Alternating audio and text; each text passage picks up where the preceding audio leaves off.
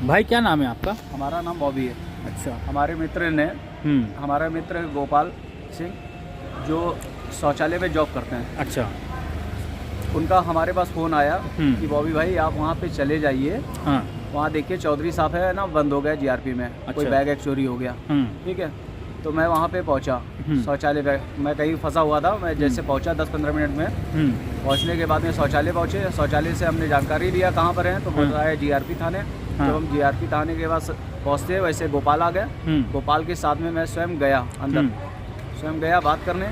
फिर हमने उनसे, एक साहब थे जिनका नाम है पांडे साहब, जो इंस्पेक्टर साहब की शायद गाड़ी चलाते हैं। अच्छा। मुझे जानकारी जो प्राप्त हुई, उसके बाद फिर हमने उनसे बात किया कि भाई साहब क्या दिक्कत है क्या नहीं। तो बताया उन्होंने कि ये बैग चोरी का मामला है।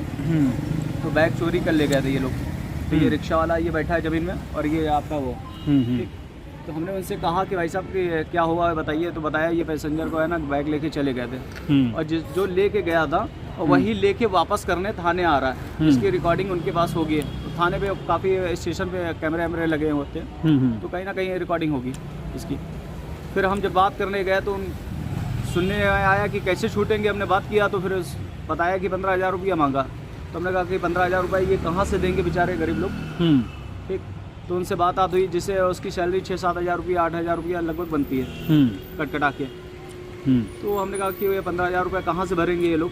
तो वो तो बैटरी रिक्शा चलाता है, विकलांग भी है। फिर हमने उनसे बात किया, भाई साहब ये नहीं हो पाएगा, गरीब लोग हैं, बताइए क्या करें।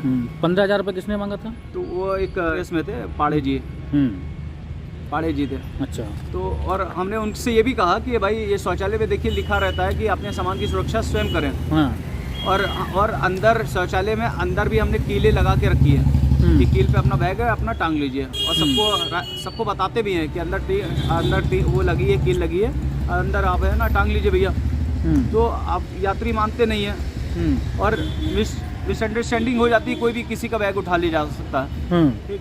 तो काफ़ी बार ऐसे भी बात है, हमारे शौचालय में जो लड़के हैं वो सब बताते भी हैं लोगों को, लेकिन आदमी नहीं मानता है कहीं कहीं, और कहीं ना कहीं ऐसी घटनाएं होती रहती हैं। और सब समझाने के बावजूद भी है, उन्होंने फिर ये बात हुई कि भैया ऐसा है कि 4,000 की बात आई, 15,000 से 4,000 पे बात आई। अच्छा। 4,000 पे बात आने के बाद बोले इंस्पेक्टर साहब से जाके पूछते हैं। तो प्रभारी साहब के कक्ष में हम भी गए साथ में, गेट तक के गए, ये अंदर गए, अंदर से बाहर निकल के आए। फिर ये वो रिक्शे वाले लोगों के पास में पहुँचे, कुछ बात किए, फिर ये अंदर गए। कौन गया था? वो पाड़े साहब लंबे से थे, एक सिविल खास है या जो भी हो, गाड़ी चलाते हैं। हमें वो सूचना मिली लोगों से कि गाड़ी चलाते हैं इंस्पेक्टर साहब की। अच्छा। फिर वो अंदर गए, फिर दोबारा निकल के आया। फिर उन्होंने कहा कि ऐसा है, हमने कहा कि देखिए वो रिक्शा वाला है तो भाई हम उसका पैसा तो देंगे नहीं, हमारा क्लाइंट ये चौधरी साहब है, तो चौधरी साहब को कैसे हम, भाई इतनी कमाई नहीं है उनकी, बताइए क्या करें। तो फिर ये हुआ कि 2,000 रुपया दे दीजिएगा। तो हमने कहा 2,000 रुपया नहीं दे पाएंगे हम, पैसा है नहीं, और उसका है ना 2-3 दिन की तनख्वाह समझ लीजिए हो जाएगी। तो उनको 1,000 रुपया हमने दिया। अच्छा। हाँ। किनको दिया हाथ में? हमने उनको दिया पांडे साहब को। अच्छा। लंबे रेस में थे, उनको दिया। तो ये कहाँ पे तैनात है? ये जीआरपी थाने लखनऊ में। अच्छा। और उनके साथ एक मौर्या साहब भी थे। अच्छा। हाँ।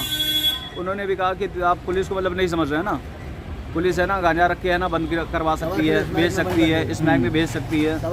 और दूसरी बात ये, आप गाड़ी लेके आते हो, खड़ी कर देते हो, तो हमने कहा जहाँ पार्किंग में लगाते हैं तो हमारे पास पर्ची मिलती है, और जब अगर कहीं भी खड़ी कर दिया तो कहीं जाते तो पुलिस के पास। हम क्या भाई, जब भी चोरी हो जाएगी पुलिस के पास जाएगा, पुलिस को ढूंढ के थोड़ी दे देती है। तो फिर आपने कितना पैसा दिया अभी तक? अभी तक के हमने 1,000 रुपया उनको दिया। अच्छा। 1,000 लिया, और उन्होंने कहा कि 500 रुपया और मांग रहे थे।